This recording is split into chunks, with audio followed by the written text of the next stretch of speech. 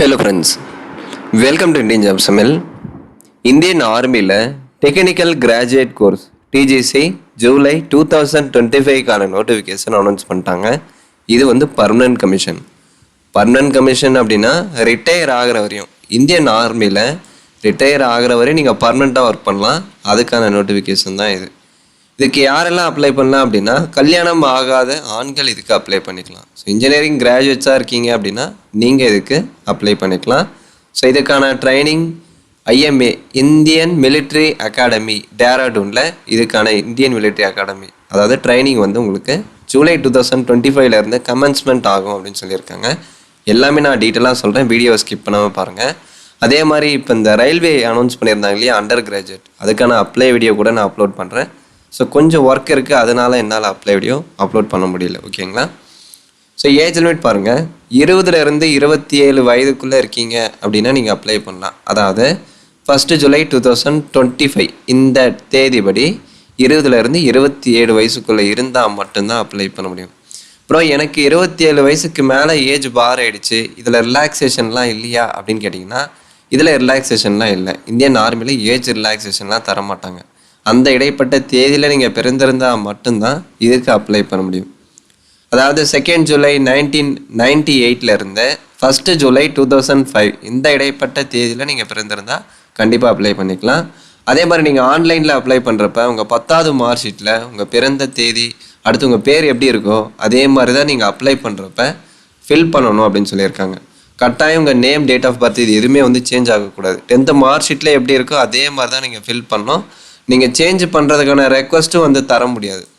So உங்கள் date of birth, name இதெல்லாம் தப்பாக இருந்துருச்சு அப்படின்னா மேபி சர்டிஃபிகேட் வெரிஃபிகேஷனில் ரிஜெக்ட் பண்ணலாம், வாய்ப்பு இருக்குது. ஸோ அப்ளை பண்ணுறப்ப கரெக்டாக பண்ணுங்கள். அது எப்படி அப்ளை பண்ணணும் அதுக்கான வீடியோவும் நம்ம சேனல்லையும் நான் அப்லோட் பண்ணுறேன். ஓகேங்களா? ஸோ நிறைய கமெண்ட்ஸ்க்கு நான் ரிப்ளை பண்ணுறது இல்லை, அதால் நீங்கள் தப்பாக எடுத்துக்காதீங்க. ஸோ கொஞ்சம் ஒர்க்கில் இருக்கேன், அதனால் என்னால் ரிப்ளை பண்ண முடியல. நீங்கள் வாட்ஸ்அப் பண்ணுங்கள், 100% நான் ரிப்ளை பண்ணுறேன். ஓகேங்களா? ஸோ கமெண்ட் செக்ஷனில் இன்னும் நான் யாருக்கும் எதுவுமே ரிப்ளை பண்ணலை. ஸோ அதனால் வந்து இவர் வந்து வீடியோ மட்டும்தான் போடுறாரு, கமெண்ட்ஸ்க்கு எதுவுமே ரிப்ளை பண்ண மாட்டிருக்காரு, படிக்கிறதுக்கு புக்ஸு சொல்கிறேன் அப்படின்னு சொல்கிறது இல்லை அப்படின்னு நீங்கள் நினைக்கலாம். பட்டு சுச்சுவேஷன் இப்போ சரியில்லை, நான் வேறு ஒரு இதில் இருக்கேன். கண்டிப்பாக நான் கமெண்ட்ஸ்க்கு கூடிய விரைவில் ரிப்ளை பண்ணுறேன். உங்களுக்கு எமர்ஜென்சியாக உங்களுக்கு அந்த டவுட்க்கு ஆன்சர் வேணும் அப்படின்னா நீங்கள் வாட்ஸ்அப் பண்ணுங்கள், கட்டாயம் ரிப்ளை பண்ணுறேன். ஓகேங்களா? ஸோ இதுக்கு இன்ஜினியரிங் டிகிரி படித்தவங்க இப்போ ஃபைனல் இயர் படிச்சுட்டு இருக்கிறவங்க 2 பேருமே அப்ளை பண்ணிக்கலாங்க. பட் பேக்லாக் அரியர் இருக்கக்கூடாது அப்படின்னு சொல்லிட்டாங்க. ஸோ இன்ஜினியரிங் டிகிரி ஏதாவது ஒரு டிகிரி இன்ஜினியரிங் கோர்ஸில் ஏதாவது ஒரு டிசிப்ளைனில் நீங்கள் டிகிரி படிச்சிருக்கீங்க அப்படின்னா கட்டாயம் இதுக்கு அப்ளை பண்ணலாம். ஃபைனல் இயர் படிச்சுட்டு இருந்தாலும், ஃபைனல் செமஸ்டர் ஃபைனல் இயர் படிச்சுட்டு இருந்தாலும் நீங்களும் அப்ளை பண்ணிக்கலாம். இது ஒரு சூப்பரான ஆப்பர்ச்சுனிட்டி தான். ஏன் அப்படின்னா படிச்சுட்டு இருக்கிறவங்களும் இதுக்கு அப்ளை பண்ணலாம் அப்படின்னு சொல்கிறாங்க இல்லையா. இந்தியன் ஆர்மியில் இருக்கிற ஒரு பெனிஃபிட் இதுதான். ஸோ டிகிரி கம்ப்ளீட் பண்ணவங்க ஃபைனல் இயர் படிச்சுட்டு இருக்கிறாங்க அவங்களும் வந்து அப்ளை பண்ணிக்கலாம். பட் உங்கள் SSB இன்டர்வியூவில் ப்ரீவியஸ் செம்மில் நீங்கள் படித்து பாஸ் பண்ணதுக்கு ப்ரூஃபாக எல்லா மார்க் ஷீட்டும் வந்து நீங்கள் ப்ரொடியூஸ் பண்ணிடணும் அப்படின்னு சொல்லுவாங்க. ஓகேங்களா? அதே மாதிரி உங்கள் ஃபைனல் செமஸ்டர் எக்ஸாம் 1 ஜூலை 2025 அப்புறம் கண்டக்ட் பண்ணுறாங்க அப்படின்னா, அதாவது 1 ஜூலை 2025 அப்புறம் நீங்கள் எக்ஸாம் அட்டன் பண்ணுறவங்களா இருக்கீங்க அப்படின்னா நீங்கள் எலிஜிபிள் இல்லை, அதையும் சொல்லிட்டாங்க. 1 ஜூலை 2025 உங்கள் எக்ஸாம்ஸ் எல்லாமே கம்ப்ளீட் ஆகிடணும். ஓகேங்களா? ஸோ அடுத்து SSB அது செலெக்ஷன் ப்ராசஸ் நான் இப்போ டீட்டெயிலாக சொல்கிறேன். இன்ஜினியரிங் டிகிரி பேக்லாக் அரியர் இருந்தால் நீங்கள் எலிஜிபிள் இல்லை, SSB இன்டர்வியூவில் அலோவ் பண்ண மாட்டாங்க. ஸோ கம்ப்ளீட்டாக டிகிரி முடிச்சிருக்கணும். நீங்கள் ஜஸ்ட்டு பாஸ் ஆகிருந்தாலும் ஓகே தான். அரியர் பெண்டிங்கில் இருக்குது, இல்லை நான் பேக்லாக் அரியர் எனக்கு இருக்குது, அரியர் இருக்குன்னாலே நீங்கள் எலிஜிபிள் இல்லை. ஓகேங்களா? அப்புறம் நான் அரியர் இருந்து கிளியர் பண்ணிட்டேன் ஓகேவா அப்படின்னா ட்ரை பண்ணுங்கள். பட் அரியர் பெண்டிங்கில் இருக்குது அப்படின்னா நீங்கள் எலிஜிபிள் இல்லை.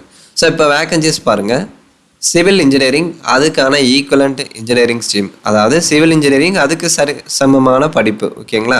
சிவில் இன்ஜினியரிங்கில் நிறையா இருக்குது. ஸ்ட்ரக்சரல் இன்ஜினியரிங் இருக்குது, பில்டிங் இன்ஜினியரிங்கு, அடுத்து என்ன சிவில் அண்ட் ரூரல் இருக்குது. இந்த மாதிரி நிறைய டிசிப்ளின் இருக்குது இல்லையா. ஸோ இது சம்மந்தமாக நீங்கள் டிகிரி படிச்சிருந்தாலும் அப்ளை பண்ணலாம். சிவில் இன்ஜினியரிங்கில் படித்தவங்க மட்டும்தான் அப்ளை பண்ணணும் அந்த மாதிரிலாம் இல்லை. அது சம்மந்தமாக உங்களுக்கு நிறைய டிசிப்ளின் இருக்குது. ஸோ இதில் நீங்கள் டிகிரி படிச்சிருந்தாலும் அப்ளை பண்ணலாம். இது எல்லாமே வந்து சிவில் ரிலேட்டடாக சிவில் ஈக்குவலண்ட்டுக்கான டிசிப்ளின் தான் அப்படின்னு சொல்கிறாங்க. ஸோ இதில் ஒரு 8 வேக்கன்சி சொல்லியிருக்காங்க. அடுத்து பாருங்கள், கம்ப்யூட்டர் சயின்ஸில் MSc computer science, information technology, 3D animation and graphics. So இது ரிலேட்டடாக நீங்கள் டிகிரி படிச்சிருக்கீங்க அப்படின்னா அப்ளை பண்ணலாம். இதில் ஒரு 6 வேகன்சி இருக்குது. அடுத்து எலக்ட்ரிக்கல் ரிலேட்டடான டிசிப்ளின் கொடுத்துருக்காங்க, அதுக்கான ஈக்குவலண்ட் இன்ஜினியரிங் ஸ்ட்ரீம் இதில் ஒரு 2 வேகன்சி. அடுத்து எலக்ட்ரானிக்ஸு, அடுத்து பார்த்தீங்க அப்படின்னா உங்களுக்கு மெக்கானிக்கலு. ஸோ இந்த மாதிரி மிஸ்க் இன்ஜினியரிங் ஸ்ட்ரீம்ஸு, இந்த மாதிரி நிறைய டிசிப்ளின் இருக்குது. இது ரிலேட்டடாக டிகிரி படித்தவங்க அப்ளை பண்ணலாம். அதில் எவ்வளோ வேக்கண்ட் இருக்குது அப்படின்னு சொல்லிட்டு உங்களுக்கு சைடில் கொடுத்துருப்பாங்க, நீங்கள் டீட்டெயிலாக செக் பண்ணிக்கோங்க.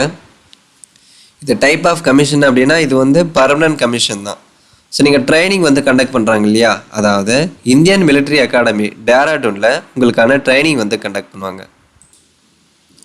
ஸோ நீங்கள் எஸ்எஸ்பி இன்டர்வியூவில் செலக்ட் ஆகிட்டீங்க அப்படின்னா லெஃப்டினன்ட் ரேங்க்கில் இந்தியன் மிலிட்ரி அகாடமி, அது ஐஎம்ஏ அப்படின்னு சொல்லுவாங்க, டேராடூனில் உங்களுக்கு ட்ரைனிங் இருக்கும்.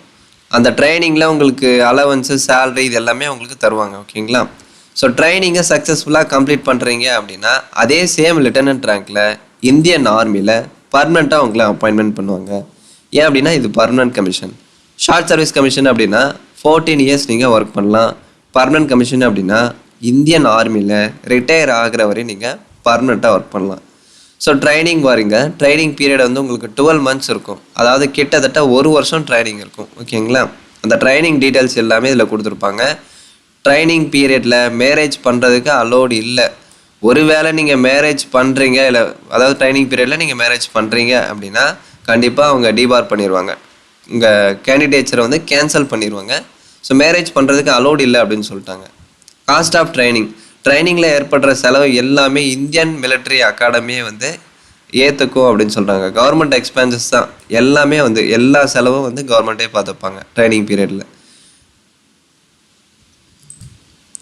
ஸோ இங்கே பாருங்கள், லெஃப்டினன்ட் இந்த ரேங்க்கில் தான் உங்களுக்கு போஸ்டிங் போடுவாங்க.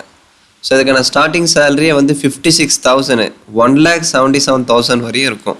ஸோ ஸ்டார்டிங் பேசிக் பேவே வந்து 56, அது போக அலவன்ஸு அதெல்லாமே ஆட் பண்ணி கொடுத்தாங்க அப்படின்னா கிட்டத்தட்ட ஒரு 80,000 கிட்ட கைக்கு வரும். ஓகேங்களா? இந்தியன் ஆர்மியில் ஏகப்பட்ட அலவன்ஸ் இருக்குது ஃப்ரெண்ட்ஸ்.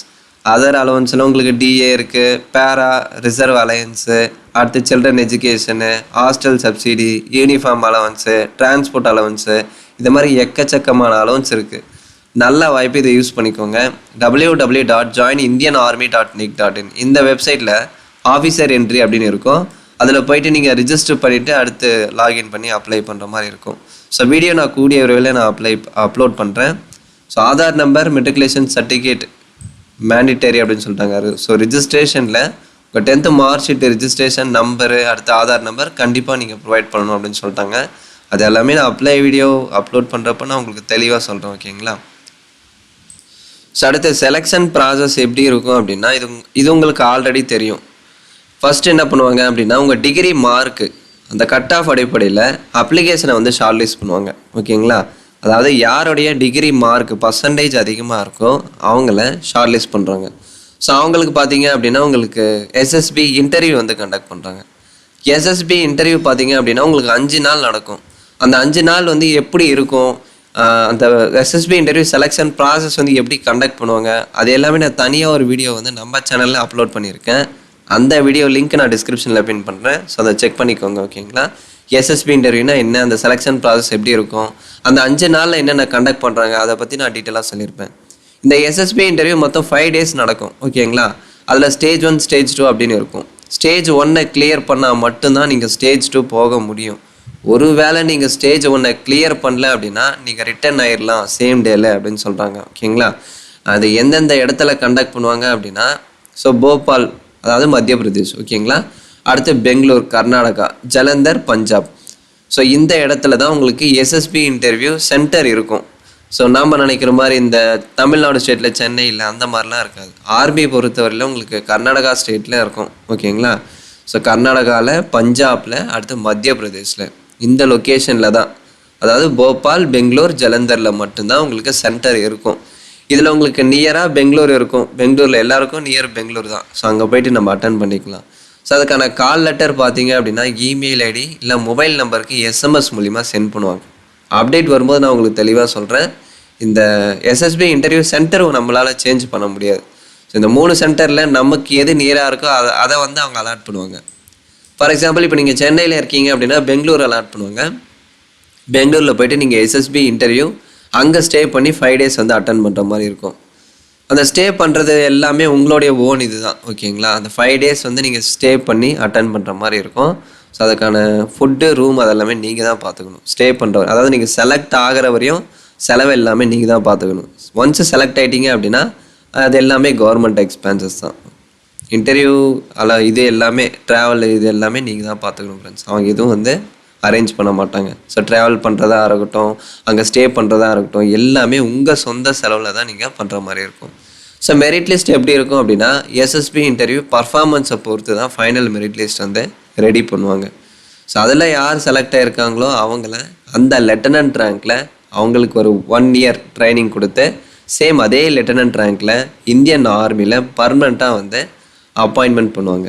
ஸோ இதுக்கான ஆன்லைன் அப்ளிகேஷன் 18th செப்டம்பர் வந்து ஓப்பன் பண்ணிட்டாங்க. 18ஆம் தேதி செப்டம்பர் 18ஆம் தேதியே வந்து அப்ளிகேஷன் ஓப்பன் பண்ணிட்டாங்க. இப்போ ஓப்பனில் தான் இருக்குது. நீங்கள் அப்ளை பண்ணுறதா இருந்தால் இப்போவே அப்ளை பண்ணுங்கள். லாஸ்ட் டேட் அக்டோபர் 17க்குள்ளே அப்ளை பண்ணி முடிச்சிடணும். இதுக்கு இடையில் நான் கண்டிப்பாக அப்ளை வீடியோ அப்லோட் பண்ணுறேன். இதில் உங்களுக்கு ஏதாச்சும் டவுட்ஸ் இருக்குது அப்படின்னா வாட்ஸ்அப் பண்ணுங்கள், நான் ரிப்ளை பண்ணுறேன். நிறைய பேர் சப்ஸ்கிரைப் பண்ண மாட்டிருக்கீங்க, சப்ஸ்கிரைப் பண்ணுங்கள். இந்த வீடியோ பிடிச்சிருந்தா ஒரு லைக் கொடுத்து கமெண்ட் பண்ணுங்கள். அதாவது நான் சொல்கிற இன்ஃபர்மேஷன் ஏதோ கொஞ்சம் யூஸ்ஃபுல்லாக இருந்தது ப்ரோ, வேல்யூபுளாக இருக்குது, ஓகே அப்படின்னா உங்களுக்கு பிடிச்சிருந்தா லைக் பண்ணுங்கள். நான் கட்டாயம் பண்ணலை. தேங்க்ஸ் ஃபார் வாட்சிங்.